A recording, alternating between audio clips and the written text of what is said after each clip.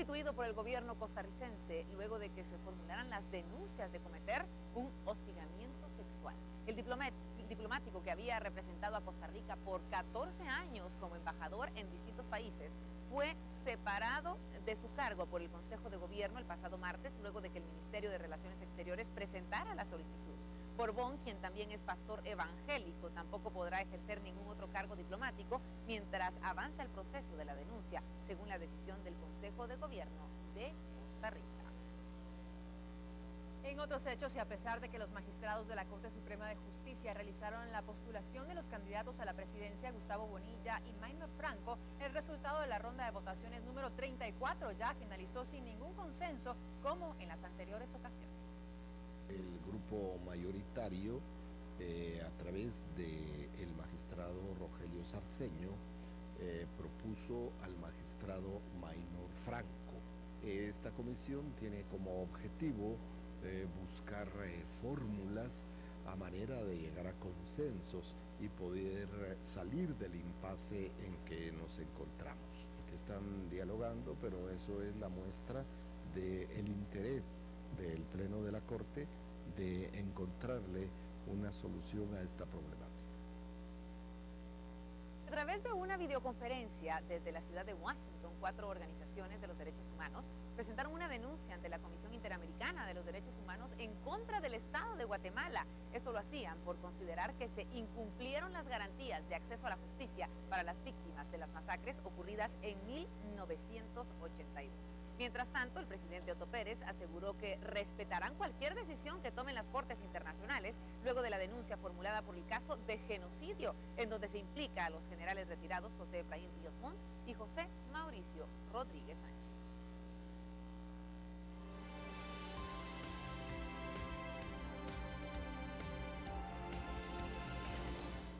¿Va muy lejos, Tom? Si voy muy lejos. Vamos muy lejos. Vamos hacia una Guatemala mejor, con gente trabajando con orgullo. En Pacific Oil estamos trabajando para mover al país a un mejor lugar. Venís con nosotros. Vamos, por supuesto, pero a ver lo que sucede allá afuera. Tenemos actualización del tránsito importante. Y estas gracias a ustedes. Son fotografías que nos han enviado por las redes sociales y las queremos compartir para que todos los guatemaltecos tengan acceso a las mismas. Bomberos voluntarios en su cuenta de Twitter muestra esta fotografía. Encuentran cadáveres de mujeres fallecidas en la 8ª Avenida 1-15, Colonia El Tesoro, zona 2 de Misco. Según bomberos voluntarios, son mujeres de entre 18 a 20 años. Por otro lado, Alejandro Martínez nos envía esta fotografía: circulación vehicular libre a la altura de Prosiegos sobre el anillo periférico. Muchas gracias, Alejandro. Jennifer Sánchez dice lo siguiente: precaución a la altura del kilómetro 50 en la autopista Palín-Escuintla. Hay un camión volteado y ahí lo podemos ver también a lo lejos luego de haber logrado captar este incidente.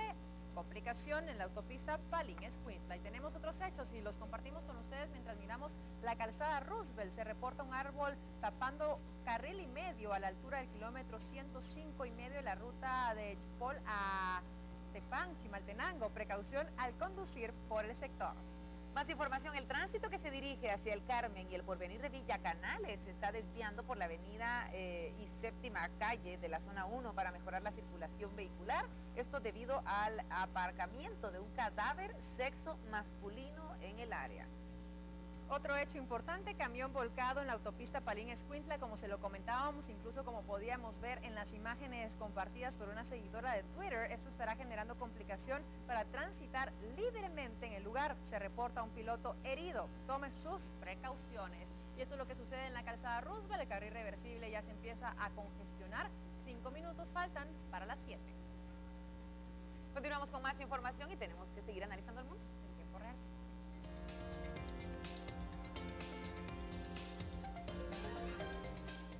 Bueno, y seguimos viendo qué es lo que está pasando alrededor del mundo. Nos vamos a Colombia, donde ayer las autoridades hablaban muy bien sobre ciertas pláticas y un acuerdo sobre el segundo punto de la agenda en este camino a la paz. El gobierno colombiano y las FARC anunciaron ayer a bombo y platillo en La Habana que habían llegado a un acuerdo sobre el segundo punto de la agenda, al que allana el camino para el futuro político de la guerrilla. Era la noticia que se esperaba el presidente colombiano Juan Manuel Santos para oficializar que aspira a quedarse otros 4 años en el gobierno tras meses de críticas y con su popularidad en horas bajas. Este acuerdo permitirá a la guerrilla colombiana participar en política después de dejar las armas y una vez que se hayan firmado el acuerdo de paz. Esto, por supuesto, traerá más bienestar económico a Colombia, según las autoridades. El impacto, según explicó Humberto de la Calle, jefe del equipo negociador de Colombia, prevé la creación de un estatuto que se garantice para la aparición de nuevos movimientos políticos opositores, entre los que debe estar el que surja de la desmovilización de las FARC. Así es que hay buenas noticias en cuanto a esta reconstrucción de la paz en Colombia, estos diálogos que se están llevando a cabo en La Habana, y el gobierno dice que se han alcanzado ciertos acuerdos que ya están beneficiando este rumbo, este encuentro que se quiere con la paz en Colombia. Con esto nosotros vamos a seguir conociendo qué más ocurre en el mundo. Para ello pasamos con Alejandro.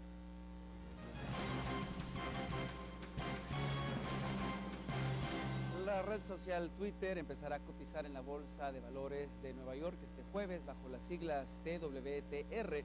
El precio inicial de los 70 millones de acciones que sacará al mercado será de $26 por título, lo que reportará un 1.820 millones de dólares sin contar las comisiones. El parque neoyorquino abrirá como siempre a las 9:30 de la mañana, hora local, aunque las acciones de Twitter no estarán disponibles hasta aproximadamente una hora después, algo habitual en el día en el que se introducen nuevos componentes. La compañía californiana anunció en septiembre pasado, a través de un mensaje en su propia red social, que había iniciado los trámites de su salida a la bolsa, la más importante de una empresa de Silicon Valley desde que Facebook aterrizó en Wall Street en mayo de 2012. Los resultados de uno de los 3 análisis forenses a las muestras tomadas al cadáver del líder palestino Yasser Arafat el año pasado, entregados esta semana a la autoridad palestina y a su viuda, demuestran que se encontraron en ellas restos anormalmente altos de polonio radioactivo, sobre todo en la caja torácica y la pelvis. Los científicos del Centro Universitario de Medicina Legal en Suiza deben haber identificado en los restos examinados niveles de polonio al menos 18 veces más elevados de lo normal y mantienen con un 83% de seguridad que Arafat había sido contaminado con este material, lo que ha reabierto las especulaciones sobre un posible asesinato. Según su esposa, Arafat comenzó a presentar síntomas de trastorno gastrointestinal el 12 de octubre de 2004. Pronto desarrolló también trombocitopenia, una disminución de las plaquetas en el torrente sanguíneo, y hemorragias internas. Miles de médicos y trabajadores de la salud se unieron a los estudiantes y otras organizaciones sociales para protestar contra la reforma de salud que temen vaya a provocar la privatización de los servicios médicos en Colombia. Uno de los principales pilares de la reforma que se debate en el Congreso es una sacudida de los directivos intermediarios de servicios que gestionan los fondos de salud pública para el tratamiento individual. La legislación del gobierno tiene como objetivo llevar un control total de las finanzas por el organismo intermediario tras una serie de escándalos éticos. Ahora son casi las 7 en punto, falta solo un minuto. Seguimos con más noticias en DLN.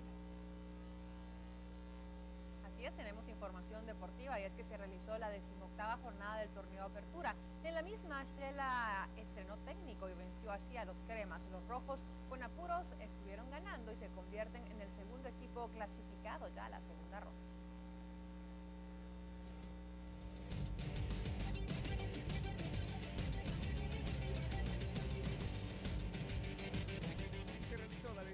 Fecha del torneo Apertura 2013. En la misma, Shela salió de la mala racha a costa de los cremas. Arquense sigue invicto en casa. Municipal con apuros le ganó a Heredia y se convirtió en el segundo clasificado a la siguiente ronda del torneo. La jornada dio inicio en el trébol, donde los rojos, con un gol en tiempo de reposición de Hamilton López, le ganó por la mínima diferencia a Heredia y de paso logró su boleto para la siguiente fase. Mientras Malacateco, también con un gol de Adrián Apelanis por la vía del penal, se impuso a Universidad de San Carlos. Deportivo Mictlán hizo valer su localía y con goles de Maynor Asensio a los 10 minutos y Carlos Asprilla 38 se impuso sin problemas a los halcones de la Mesilla. Suchitepeques volvió a fallar en casa y ahora empató 2 frente al Deportivo Iztapa, que sorprendió a los venados al abrir el marcador con Roberto Ibarra apenas a los 2 minutos. Luego Abner Trigueros aumentó para los visitantes a los 9. El local reaccionó y descontó con Pablo Barros al 75 y finalmente Jonathan Hansen empató las acciones por la vía del penal al minuto 84. Marquín se mantuvo su invicto en casa y terminó venciendo con 2 cabezazos de Jorge Ortiz al Deportivo Coatepeque 2 2-0. Finalmente, el partido más atractivo de la jornada. Shela estrenó entrenador y volvió a la senda de triunfo. Ahora 2-0 frente a Comunicaciones. Israel Silva colocó el primer gol del minuto 68 y al 70 otra vez el goleador histórico de los altenses con el definitivo 2-0. Esto fue lo más relevante del fútbol nacional. Para Viva la Mañana, Luis López.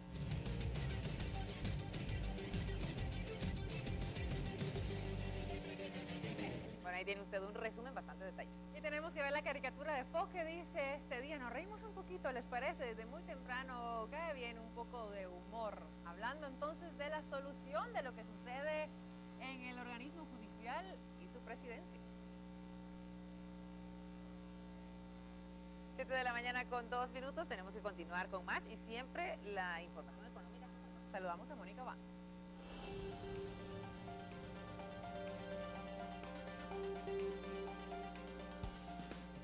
Muy buen día, viva la mañana. El decreto 13-2013 que se aprobó la semana pasada incluye cambios importantes a la ONG, los cuales empezarán a regir a partir del año 2014, los cuales prohíben que ejecuten gasto público mediante convenios y se establecen 3 años para que el Estado asuma los compromisos.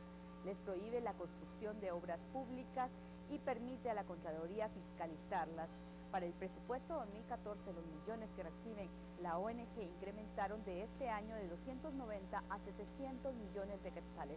Según la coordinadora de organizaciones no gubernamentales y campesinas, lo que deben hacer ahora las entidades no gubernamentales es dedicarse a la labor que han hecho bien y dejar que el Estado asuma sus compromisos. En información financiera, el tipo de cambio es 7.98 el dólar y 11.01 el euro. Recuerde, si quiere economía en su hogar, en Guatevisión está en el lugar correcto.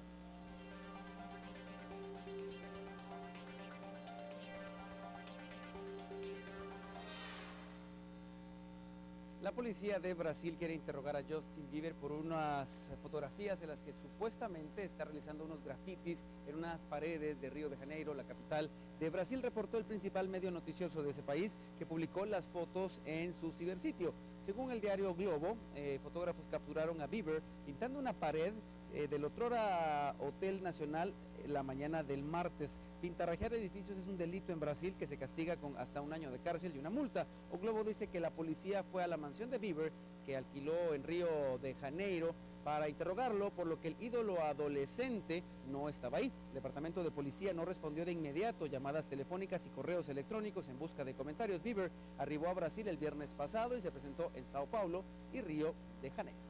Y hablando de Twitter, hace un momento que va a entrar a cotizarse a la bolsa de valores en este día allá en Nueva York. Vamos a hablar de también Justin Bieber y su relación con esta red social y cómo Katy Perry pues lo ha superado en seguidores y en popularidad a través de esta red.